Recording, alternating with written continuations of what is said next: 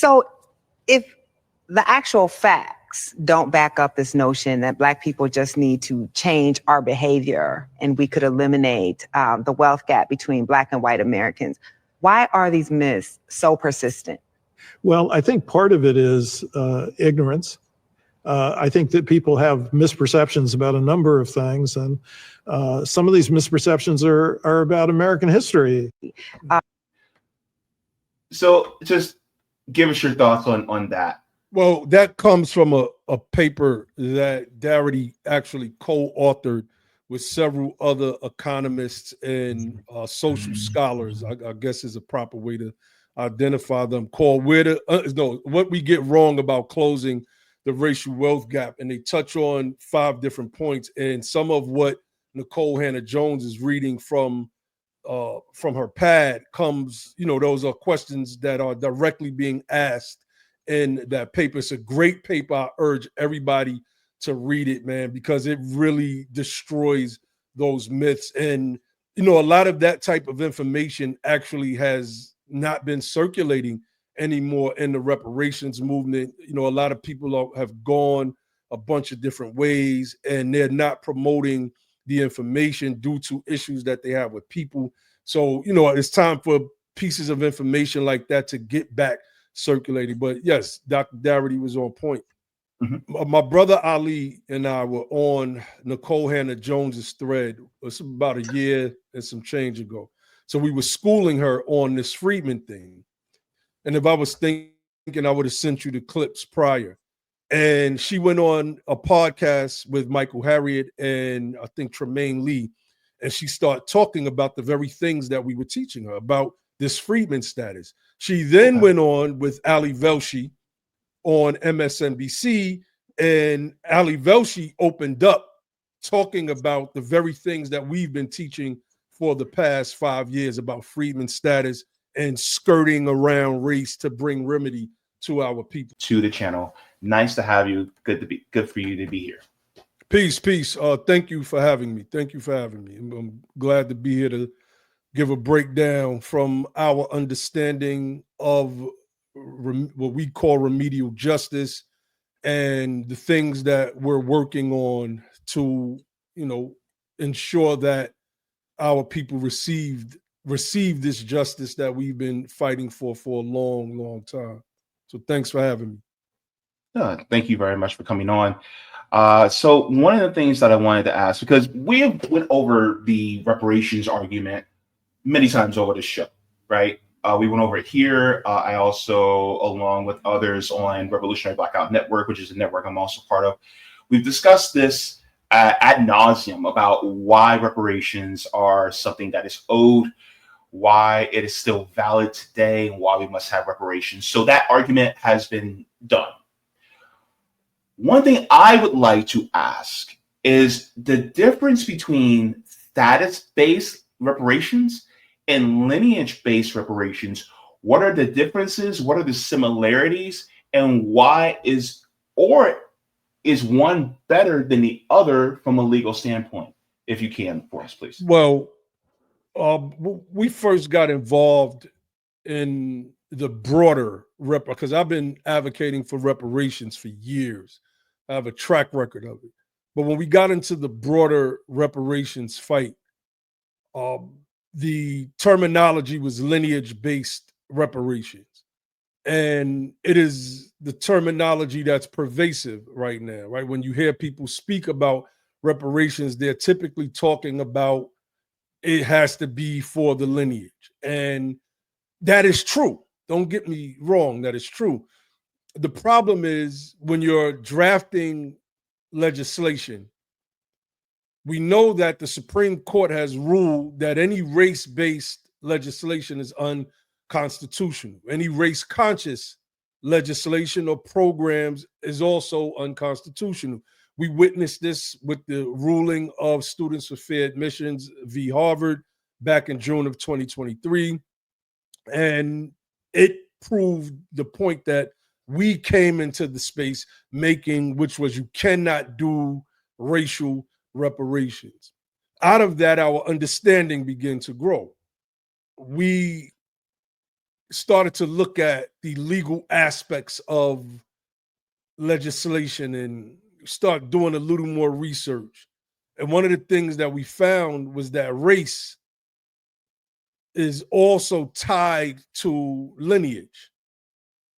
And I was looking up in one of the law dictionaries, and I seen for the word lineage, it was being defined. And the first word that it used is race.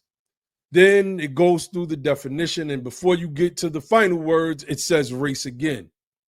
And so my brother Ali Bey, who is the director of history and research for United Sons and Daughters of Freedmen, he started to move us away from the lineage conversation. We started to focus on using terms like ancestry.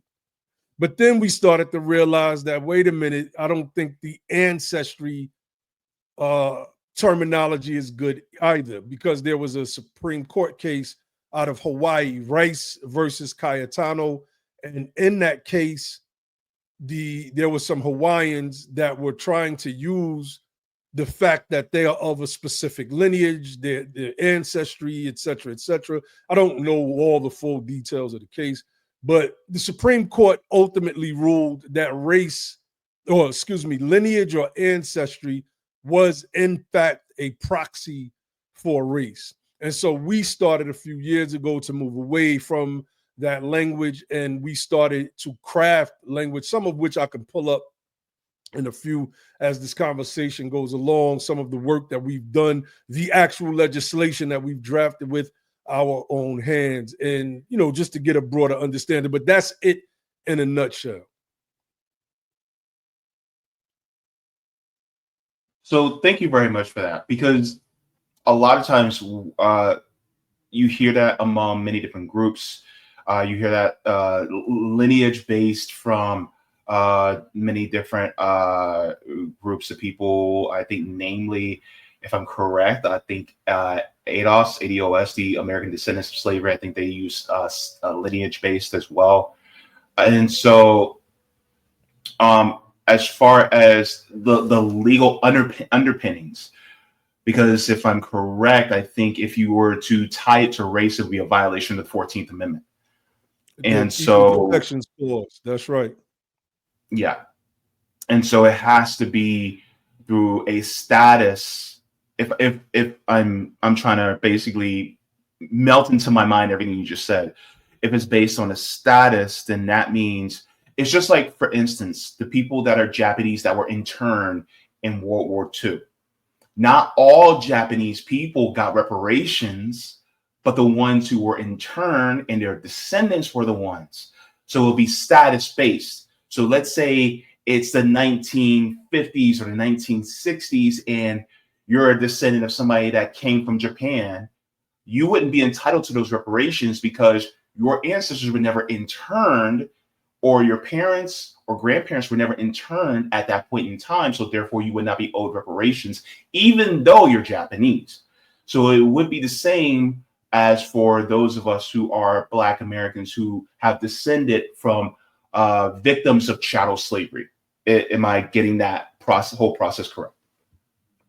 Yes. You know, the status was explicitly recognized by our government, right, with the establishment of the Freedmen's Bureau in 1865. And this bureau, the legislation, all of that Freedmen legislation targeted emancipated persons based on their unique legal and, I guess one could say, economic disabilities, not their race.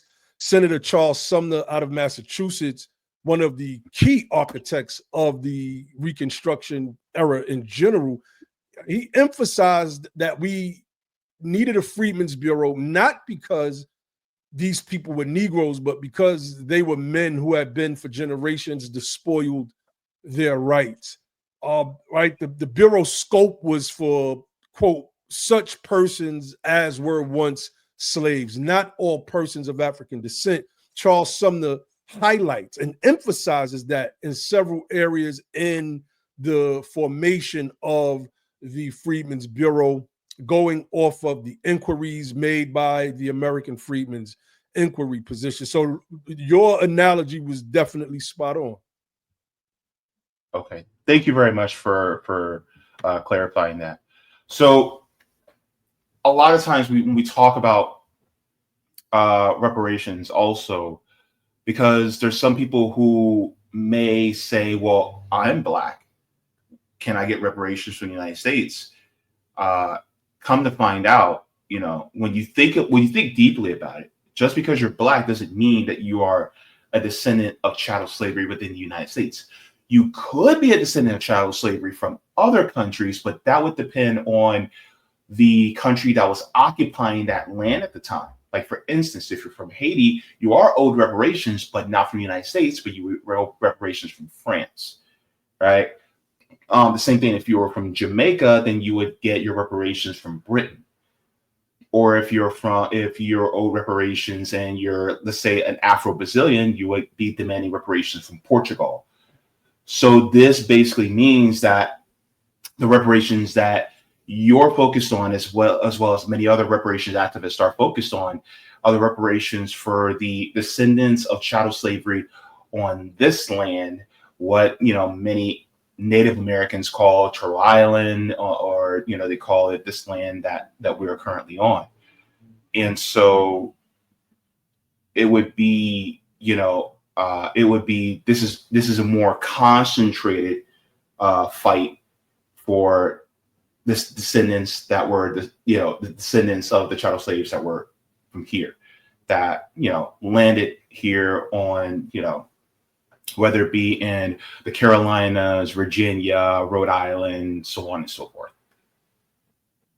Yes, definitely. And I think there's no misunderstanding in what you just explained. There are elements of individuals and individual groups and organizations who are Pan-African organizations that are trying to muddy this thing up because they see Blackness as a global thing, right? They're actually trying to mimic whiteness. But when we begin to break race down, it is merely a social construction. It is not a biological reality.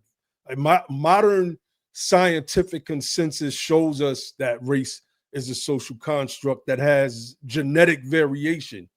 Within racial groups, we might have different variations within a racial group, more so than we may have outside of our racial or ethnic group. And I'm using the term racial, just in its context. I do not believe in different races of humans. I believe that there's just one race, the human race. When you go back and look at the concept, the very concept of races, human was a race, animals were a race, plants were a race, the microbioorganisms were its own race. And then you had racists that determined that their branch of humanity was actually greater than other branches of humanity, and that God made them as different as he made man and the other animals, right?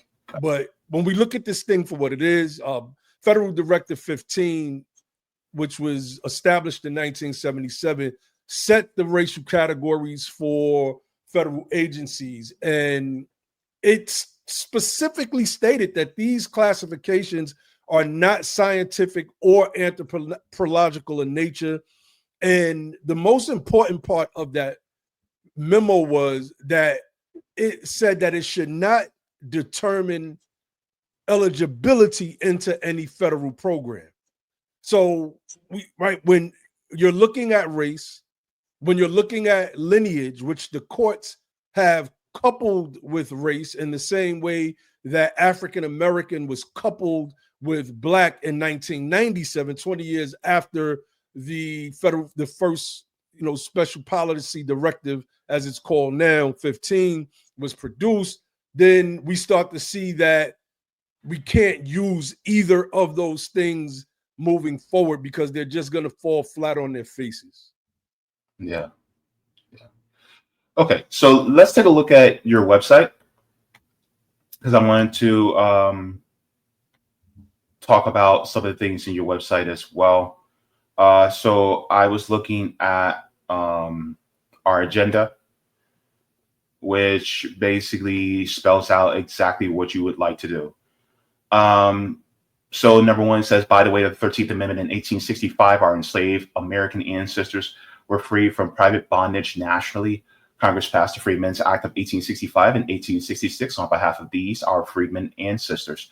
As our direct descendants, we demand to be recognized by the federal government, its Office of Management and Budget, and its federal directive as American freedmen. So that would be basically a further classification. And is it fair to say that saying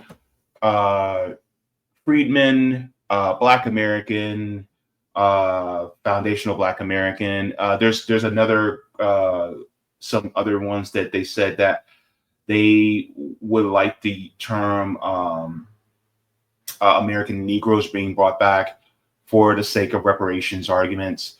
Could these be used interchangeably, or is there some incongruity in, I don't even know if that's actually a word, but there's any incongruence in using those words interchangeably? Well, I'm from the hood, so you could use incongruity with me when we have the discussion. But it's most of those terminologies are racial, right? If you say foundational Black American, you're still, and you tried to craft policy around using that, then it's still racial. Okay. If you say American descendants of slavery, for instance, slavery was an institution. It wasn't a people that one could descend from, which means that as an institution, most or everybody that was a part of that institution and their descendants, whether the enslaved or the slave holders, would be considered American descendants of slavery. Negro, to me, that's the worst of them all. Our ancestors didn't even want to be called Negro during the Reconstruction era. So, and it's still a racial term, right? So we felt that American freedmen was a better term first and foremost, we're trying to disaggregate ourselves from the Black category in order for us to receive the benefits that were either set aside for us or what we were fighting for. This is why we tell people all the time, affirmative action is not dead. Affirmative action is very well alive for the American freedmen. You just cannot use the diversity rationale to justify affirmative action in college admissions or in employment anymore, right? So, so all of those different terminologies, we've never tried to tell people what they can or cannot define themselves as. We just pushed on why we're pushing for American freedmen and how it ties back to freedmen status. It's two separate things happening there, right? There's a specific status that was given to a people that was once enslaved in the southern states. Our ancestors had the status of slave. That was a specific status. Once the federal government intervenes and emancipation occurs, especially via the ratification of the 13th Amendment, then the status of those individuals change.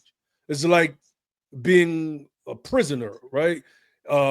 You have a certain status as a prisoner. Your rights, your civic rights are restricted. Your rights as a citizen are restricted. You come home, you may do parole. Your status changes with some restrictions. You're not locked up behind bars anymore, right? But you still have to report. You still have to take a drug test and do all of these different things. And when your parole is complete, your status changes and your full rights as an American citizen are restored. This is no different than what freedmanism is. And this is some of what was discussed in the Supreme Court case of Students for Fair Admissions versus Harvard, excuse me. Thank you very much for that.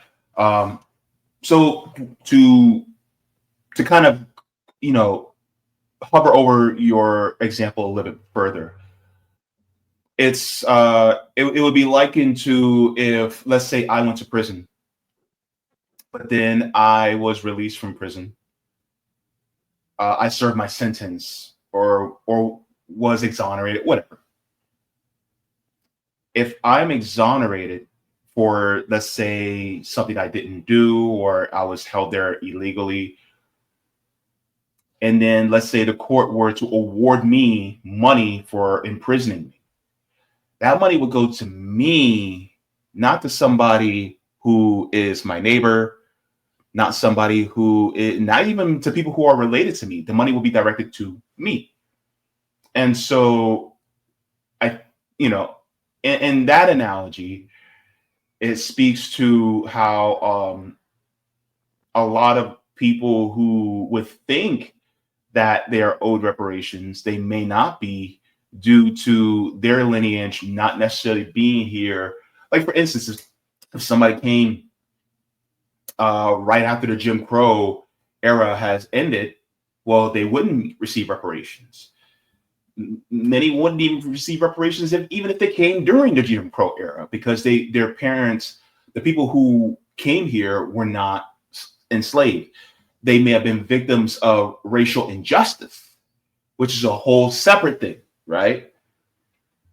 But it wouldn't be reparations for chattel slavery, which is done to their ancestors, because their ancestors were not chattel slaves on this land, right? No, that's correct.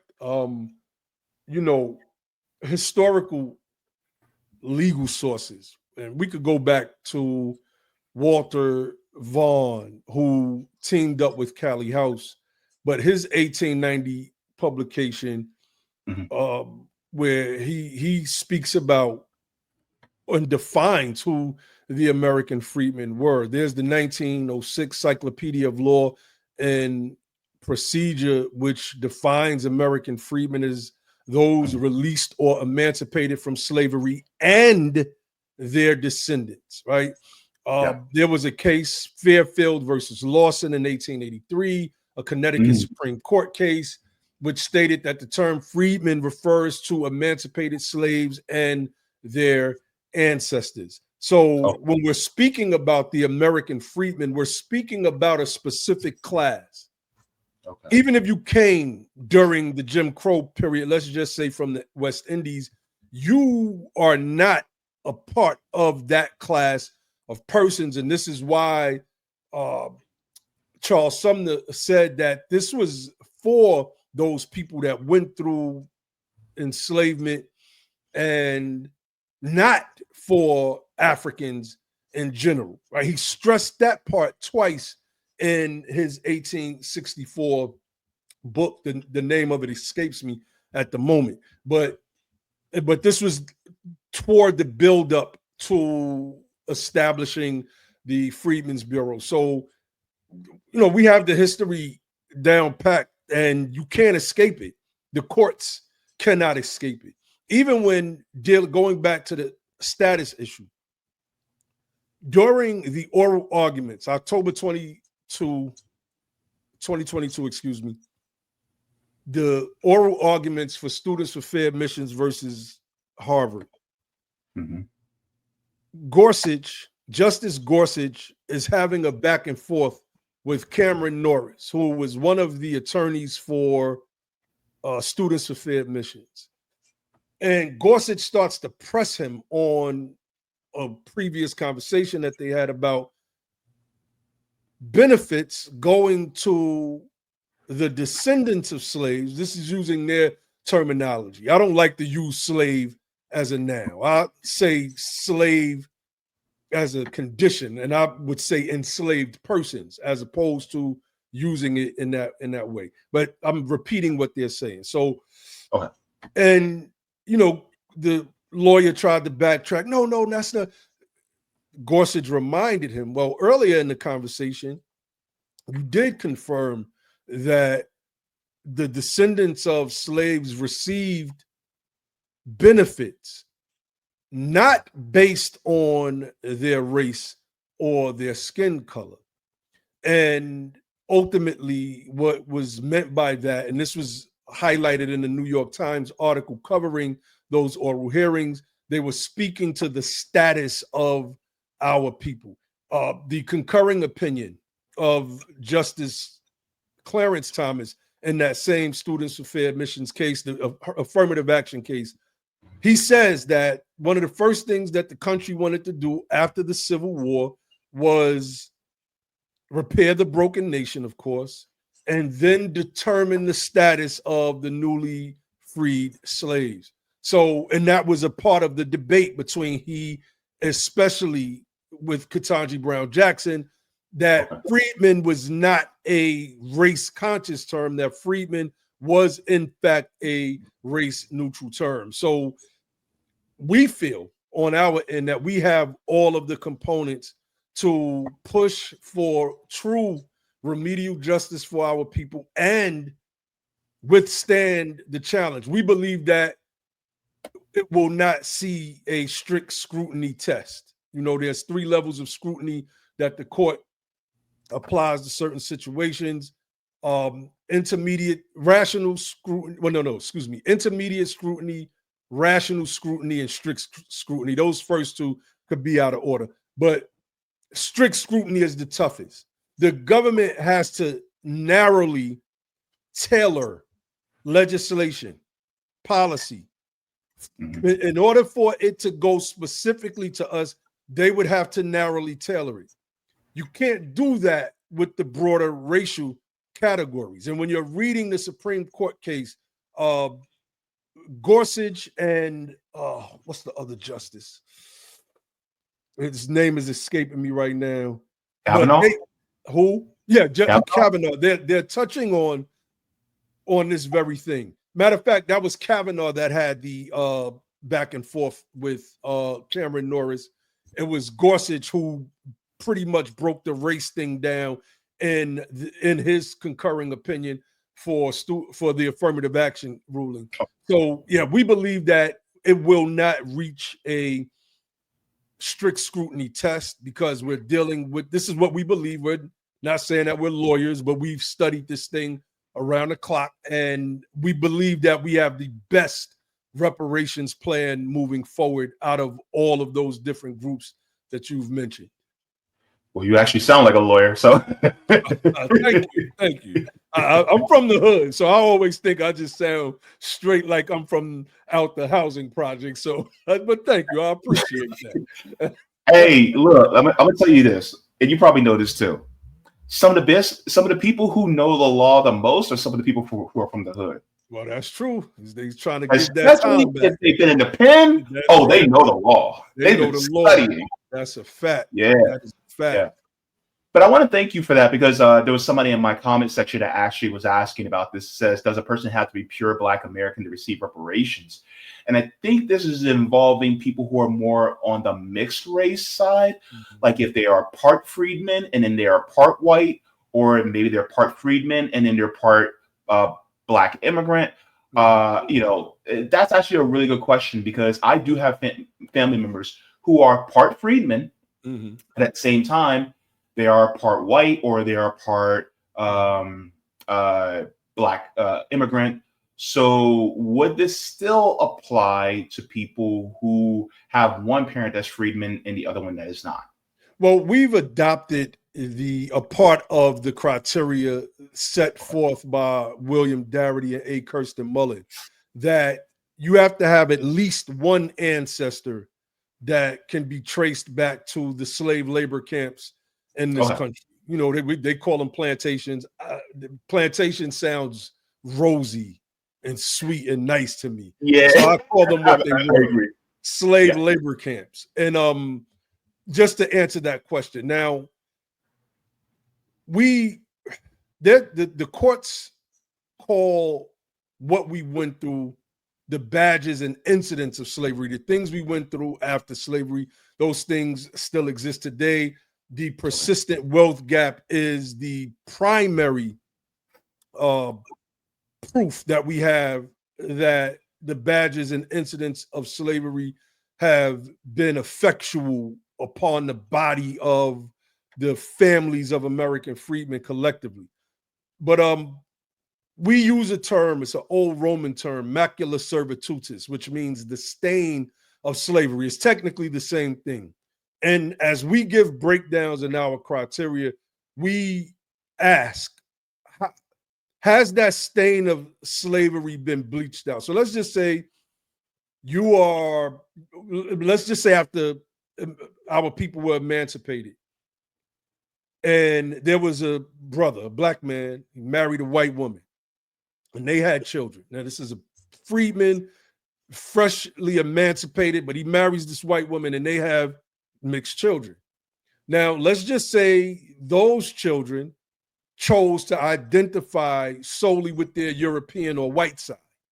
And so they went and had white, they married other whites, and they pretty much went down the line, because we have people that have that argument, or try to make the argument, whites that say, well, I got a black freedman ancestor.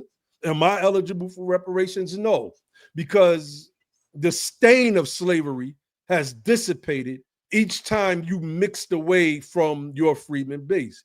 Your children's children lived a white life. They did not endure redlining. They did not endure racial housing covenants. They did not endure lynchings based on the color of their skin. They did not endure segregation. They were able to live a life based upon the social construct of whiteness. So, and I just wanted to add some clarity for that. If you have one ancestor, at least that's our criteria, that traces back to the slave labor slave labor camps in this country, you are qualified. A direct line. Okay. Yeah, because my cousin by marriage, she actually did our ancestry and got as far back as my fifth great grandfather. Fifth great grandfather was born in 1792 in Essex County, Virginia. There's a slave labor camp with my last name on it. There was none with the last name I have, Way, but the slave owner, that was his last name. He came from Europe. I believe the ship they came on was the William and Mary. I could be off on that. It's been a while. There's one of the white Ways from South Carolina broke the story down to me and told me that his great grandfather was the one that enslaved my ancestors, and that's how we got the name. Wow. Out of South Carolina. Yep. Ridgeville and Dorchester as well. Yep. Wow. So thank you very much for that. Because you mentioned the wealth gap, I want to share something as well. You referenced him earlier, Dr. Darity, William Darity. And so here he is with Nicole Hannah-Jones. I never actually got to watch this documentary because it's only on Hulu. And I said, screw that. I ain't getting a Hulu subscription just to watch one video.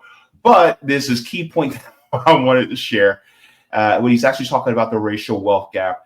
I want to show you this. You probably saw this already, but I just want the audience to see this, and then we'll talk about it. Shout out to my man, Dr. D.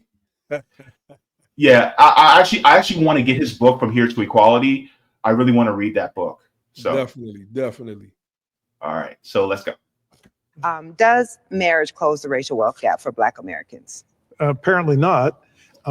We know now that the average white family, that's a single parent family, has about 2 times the wealth of the average Black family that has 2 parents. So cross that off. Yeah. Does going to college close the racial wealth gap for Black Americans? Well, I'm definitely a fan of going to college, but it doesn't close the racial wealth gap.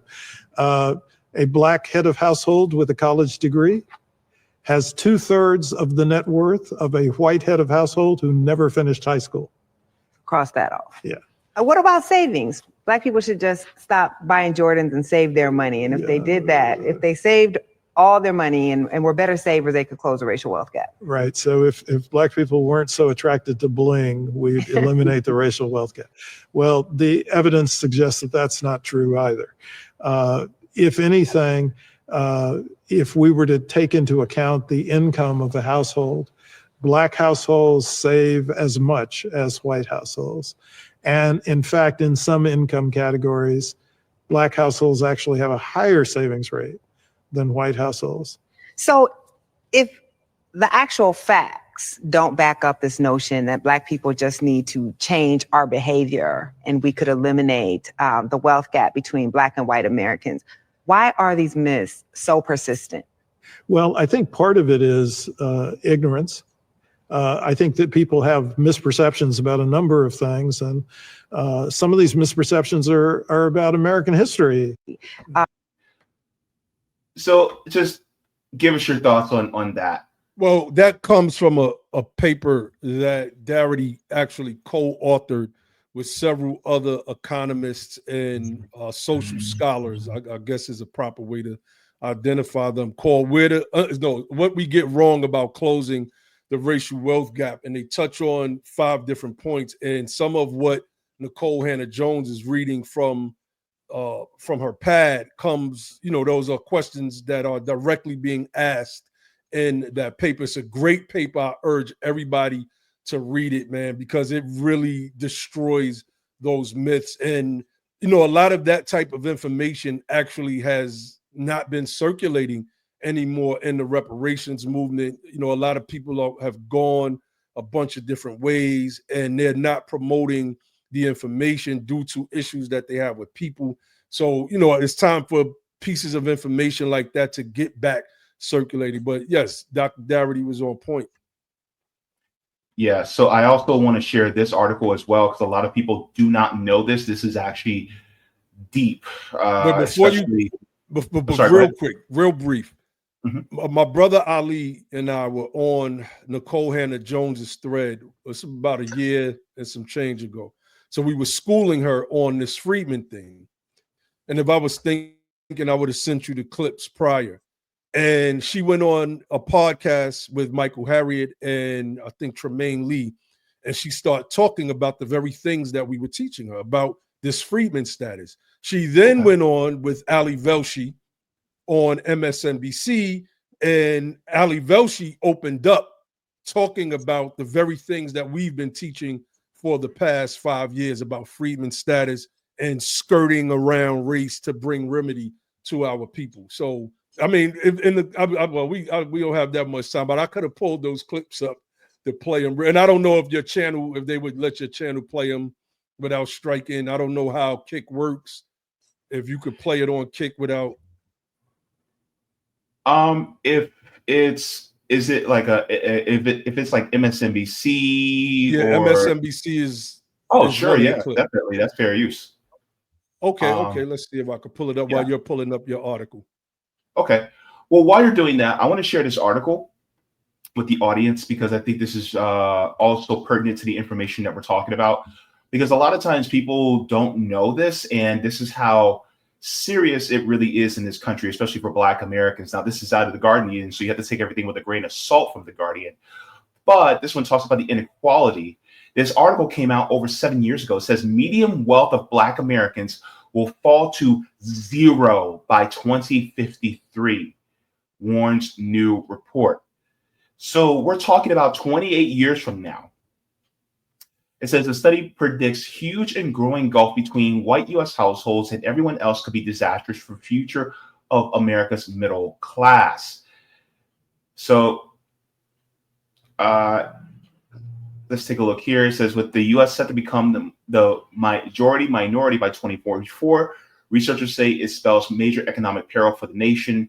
If the racial wealth divide continues to accelerate, the economic conditions of Black and Latino households will have an increasingly adverse impact on the economy writ large, because the majority of U.S. households will no longer have enough wealth to stake their claim in the middle class. So, when it comes to especially what we were denied basically within this country, we've inherited that generational debt whereas many white Americans have inherited generational wealth over time, especially these large companies like Wells Fargo, Aetna. You have Columbia. We just found out Columbia University also had dealings with chattel slavery. Harvard University actually wanted them, and I reported on this a few weeks ago. Harvard University wanted a researcher to stop actually researching and finding more descendants of enslaved, because they said that they were finding too many slaves, and so they didn't want to find any more, because that meant that the transgressions against them and the dollar amount that they would have to put out in order to give reparations would be way too high. And then they end up firing the researcher. And so it shows how steep this reality really is, and how bad it is for, especially for American freedmen in this country, because we have been so abused by the white supremacist system that we have in this country. Yes, that article is one that we cite often, and it's a stark reminder that if we don't get our political house in order, that we are going to face, I mean, it's hard to even describe at this point. $0. We don't even know what the post-COVID numbers look like yet. We do know that once the CARES Act money ran out, I believe it was the CARES Act money ran out in 2022, Black women started to get evicted over 2023, 2024 at astronomical rates. So we're starting to see the effects of post-COVID, right? America gets a cold, Black America gets COVID.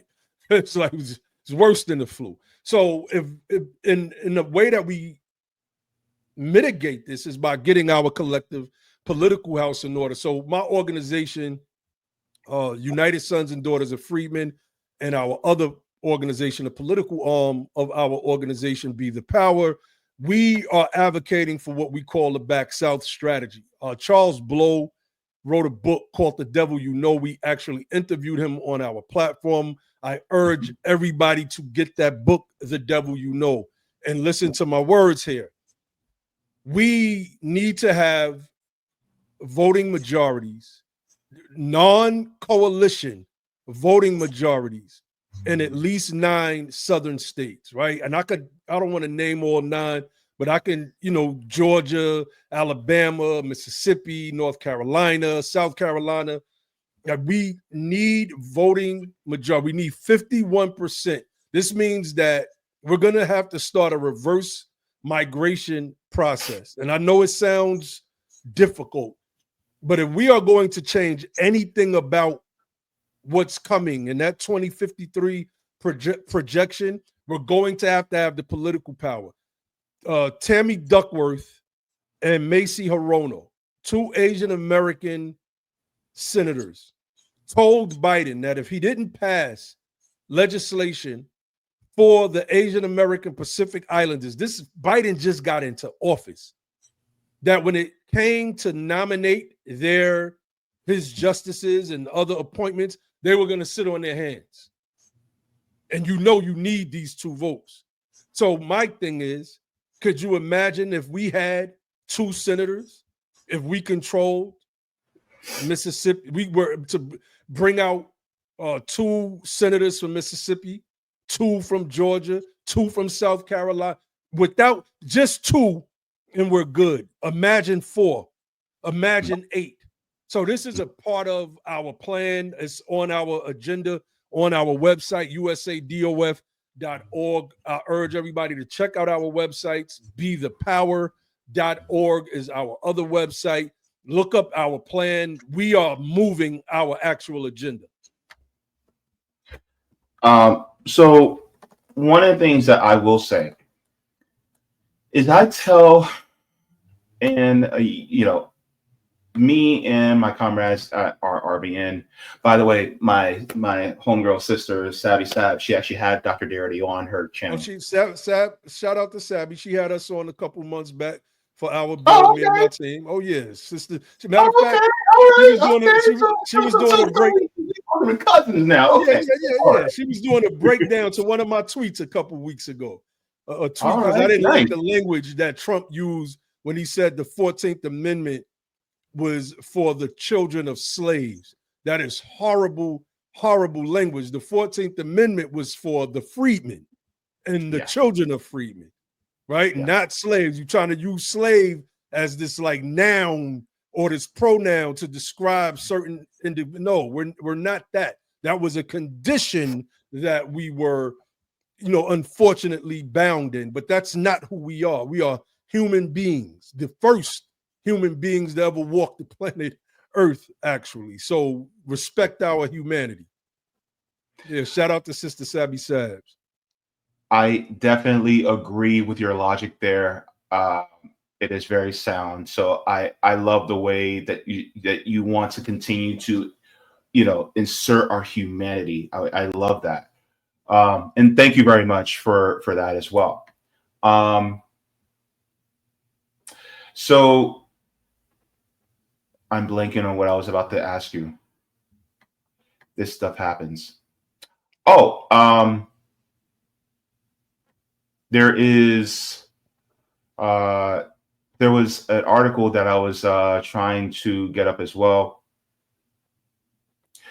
Let me see here. Oh, I wanted to share your Be the Power website as well, so that you guys can also share that as well if you guys would like to take a look at that as well. So I think it is imperative that we do this. But one of the things I wanted to mention, I remember exactly what I was going to say now, is that I encourage people to leave both parties because neither one of them are doing a damn thing for us. The Democrats will capitulate and say that they're with us. They'll placate to us, and then next thing you know, when it comes to actually doing anything for us, they'll just kneel in kente cloth or they'll paint, intersection with Black Lives Matter. There's nothing tangible. There's nothing substantive or concrete that's done for those of us who are freedmen. The Republicans are now starting to do the same thing. And so for me, I see it as, the best block that I can see Black Americans doing. The best move is by all of us becoming independent and withholding that power and saying, we will not move until you have something concrete, and not just in a campaign promise. No, pen to paper, day one. After you get sworn in, after that swearing in at the inauguration, I want you to see you at a desk with an executive order to start the process. And no more studies. We are done with studies. The studies have been done over and over ad nauseum. If y'all want to know the studies, go pick up Dr. Daraby's book. Go pick up all these other people who have done the research already and get their book and just read it. And then base your legislation off that. Because ultimately, I am sick and tired of hearing people, well, we just need to do this study. Or then they'll be like, oh, we're entrepreneurship. And I'm like, okay, some of us don't want to be entrepreneurs, but we're still owed the reparations. That's right. Right? That's right. So some of us don't want a free admission to a college. Some of us already have college degrees. We don't want to go back to school. It's like, and it's like, just cut the check. And one of my biggest issues is people who go, well, I think you guys should get No. That's right. Don't tell us what you think we should get. Just give us the money. Because here's the thing. If I owe you money, if I give it to you, but I put conditions on the money I owe you, is that fair? No, not at all. Yeah. So, look, I agree with most of what you said, right? I was a big advocate of forming a new political party, not even just going independent, but like literally forming a new political party. I used to debate with my brother Logic about that all the time until one day he just like really broke it down to me. Mm-hmm. And the tough time that we would have competing with the two major parties. And since our thinking has been to take over one of the parties, and preferably, I would rather take over the Republican Party, because that's the party that our ancestors started out with in this country. And I believe that all of the racists and the bigots, once we move into a place, people move out anyway. They're probably just going to go right back to the Democratic Party. So that's my logic and my thinking, right? About the studies.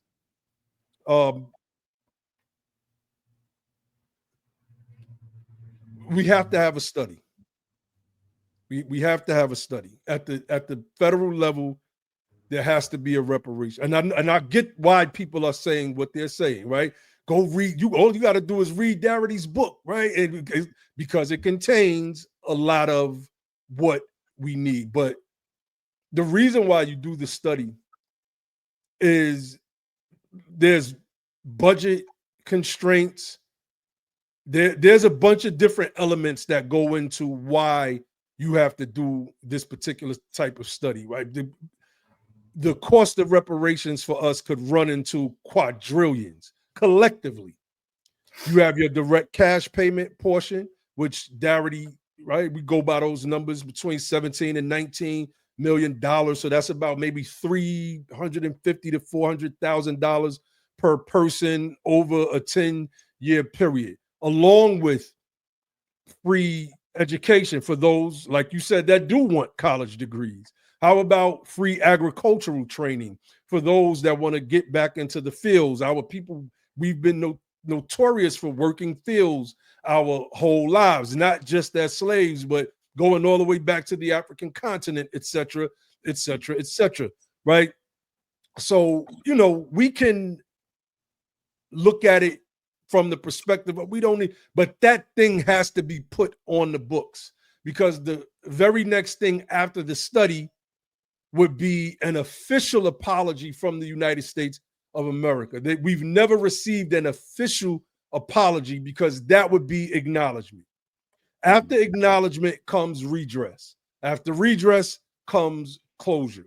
So yeah, I'm looking at that AI overview, and if I'm not mistaken, Darity's number has been updated to around 17 million, and there's other economists, and I could be off on that. There's other economists who's not Thomas Kramer is not an actual economist, but he's one of those activist scholars that is heavily invested into I believe he's German, if I'm not mistaken, heavily invested in reparations for the American freedmen, and his number is 19 trillion. See, it sounds like such a large number that it causes the whites, the racist whites especially, and those from other countries that want to see us at the bottom rungs of the societal ladder to get their panties in a bunch. But when you break it down individually, right? So $400,000 over 10 years is only $40,000 a year per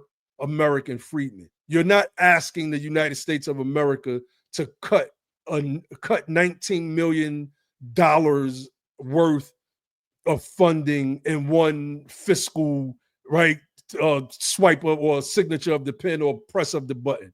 That's not what we're asking. We understand that if you put too much money into the economy, it causes inflation. Like, we've studied this thing. We've studied MMT, modern monetary theory. So the question of how can they pay for it, we've answered those questions as well. But a study has to be done. It absolutely has to be done. But I understand the sentiment on why people say that. Okay. So I slightly disagree, but we can, we can disagree cool, a little bit. I maybe I'm just being a little headstrong when it comes to this. That's cool. I get it.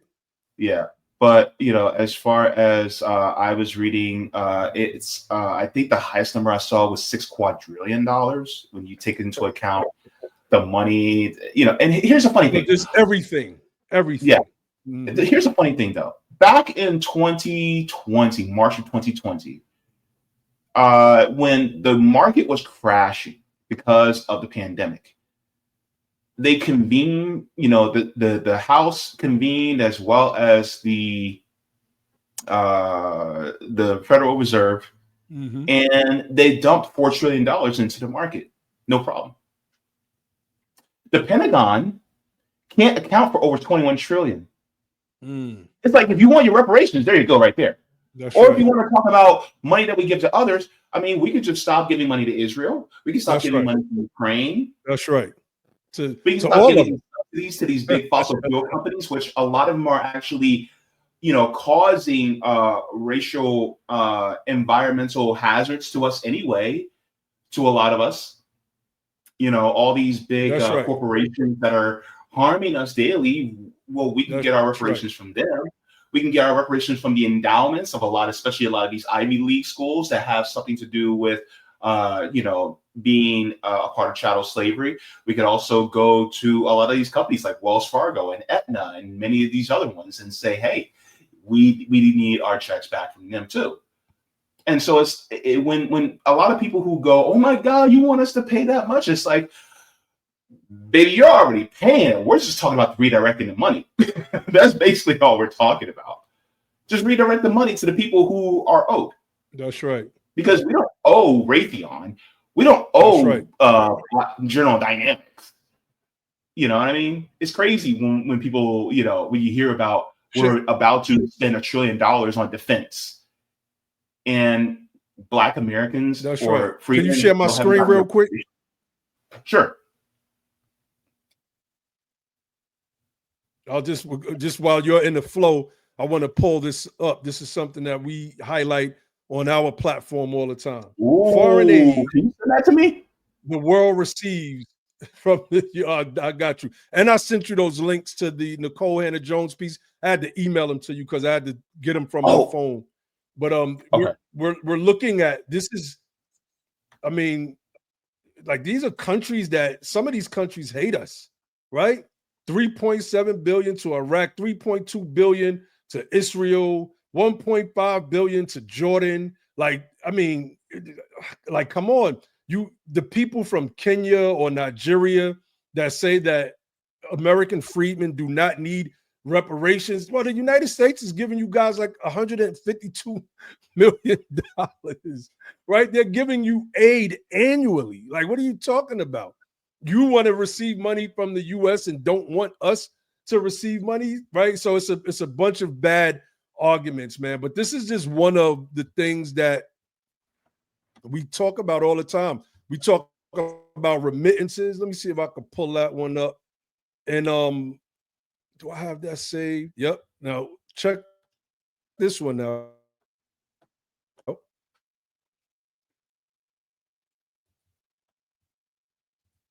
All right, share that screen real quick. Okay. Outgoing remittances from the United States to other countries. Migrants working in the United States sent a staggering $138 billion back to their families last year. Like, this is from howmuch.net. Everybody go look up that website. They have breakdowns about a bunch of stuff when it comes to finances and the economy. And they break down stuff like this. And this is telling. There are people here that are sending billions of dollars back to other countries while American freedmen are suffering. But our brothers and sisters from Africa that talk what they talk against us, Nigeria is sending $5.7 billion back. Ghana, 0.6 billion. I don't know. What is that? 600 million, maybe? I don't know. I wasn't that good at math in school. Egypt, 0.9 billion. Kenya, 0.5 billion. LR, what's LR? What in the world is LR? I don't know. I can't think of it, but they getting some money. They getting 0.3 billion. This is just remittances. Now you got to think about the money that the U.S. sends to these countries in aid, right? The chart that I just showed. Now you come here, you work, and you send this much money. You're funding your country, your GDP fueling your GDP based off of United States dollars. These people should be the biggest allies in our fight for reparative justice in this country, the biggest. Mhm. So I just wanted to share that. Yeah. One thing I will say though is that there are some who, you know, have anti-Black American views, anti-Freedmen views. I don't think it's all. And so I think a lot of times the ones who have those views are the loudest ones in the room, but I don't know necessarily if they're the majority. But at the same time, it's, you know, if they have a solidarity with us, then it's like, yes, stand with us while we're fighting for this as well, because I think that's very important. Because, you know, like me personally, I want what's owed to us. But at the same time, if somebody from Haiti or somebody from Ghana or somebody from Burkina Faso, if they get their reparations, I'm happy for them and I stand with them if they get the reparations from places like France or Britain, because I think it's what's right, it's what's fair. And so I do think there are some that will stand with us, but the ones that say anything bad about us, I think they might be the minority, but they're the loudest. And that is what it pains me. And the fact that they're the loudest, I can't discount the feelings of freedmen who feel a certain way. And so this is why it's hard for me, because I look at the ones who are migrants who have anti-freedmen views, and I go, what are you doing? You're shooting yourself in the foot.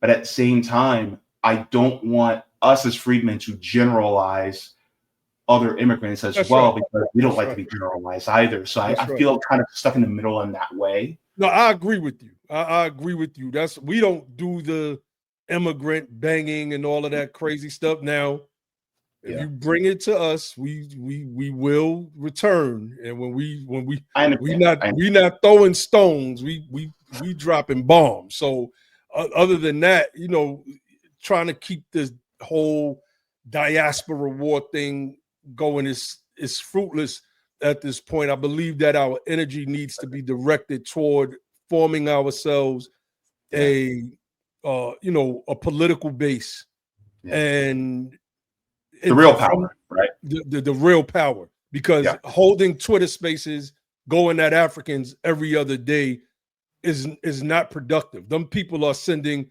5.7 billion, right? If we're looking at the Nigerians alone, back to their countries, on top of receiving aid from the United States of America, while our people are getting poorer. If your direction is on fighting those people, then you're distracting away from the ultimate goal. If the ultimate goal is remedial justice and, like you said, getting that check cut, then you don't have time to do that 24 hours a day or every day or every other day.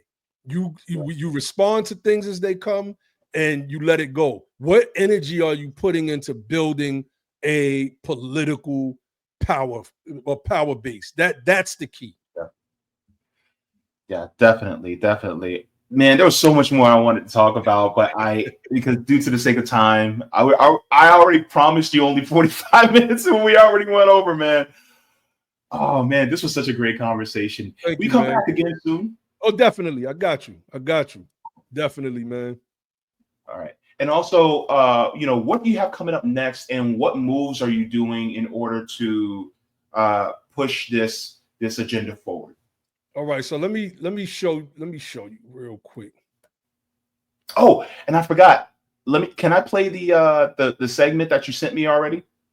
All right, yes. Look, but you could play that. You could play that, and then we'll end. I'll show you the stuff that we're working on. Okay, cool. Thank you very much. Because I didn't want to miss this. So here's Ali Velshi here. Full picture. It's important to understand the context and the historical evidence for it. After the Civil War, Congress passed an act to establish the Freedmen's Bureau, which sought to provide resources to displaced Southerners, including recently freed Black Americans. Now, intrinsic in its foundation was the idea that after the abolition of slavery, it was the responsibility of Congress to right the wrongs of our nation's ugly past. The Freedmen's Bureau was intended to address the welfare of Black Americans, not based on their race or their skin color, but on their condition. It is very much the language of reparation. Arguing is that we have to go back to what we did during the Freedmen's Bureau, which the Freedmen's Bureau's policies were not just about race. They were about alleviating the condition of people whose lineage meant their ancestors had been enslaved or they had been enslaved. And I think we have to go back to something like that. Affirmative action originally was not this kind of catch-all diversity program. As conceived, it was a program to help people whose ancestors had been enslaved come into all of the areas of American life where they had been excluded. So I'm arguing that we change our lexicon, that we focus on building programs for descendants of slavery, lineage-based programs.